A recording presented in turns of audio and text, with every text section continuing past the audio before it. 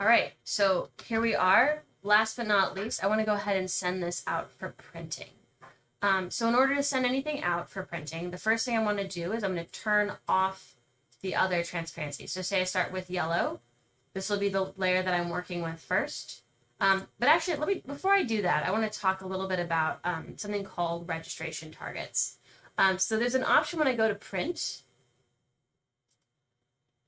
I'm not going to print this out yet, but I'm going to show you this option where you can actually go down here and say registration marks.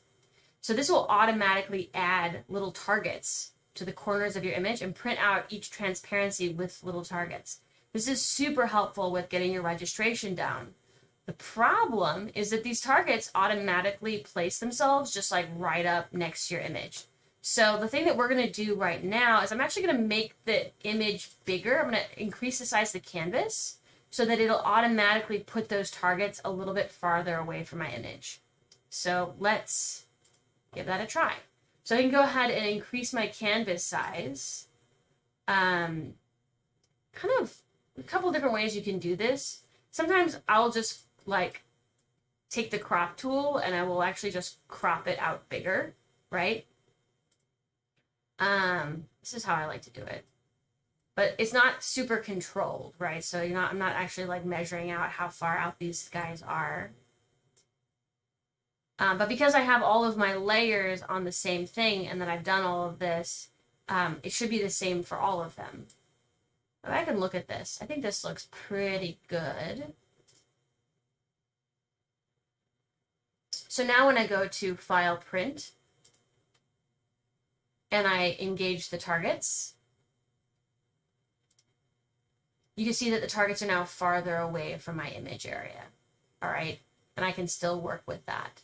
Now, depending on my paper size, I probably don't want them to be off the paper, but we'll work with this right now. I think I didn't need to expand it in all four directions. I just needed to get it a little bit farther up. So I expand on all sides, but I still wanted it to fit on the 11 by 17. So now that I want to send this to the printer, I'm going to go ahead and select each layer.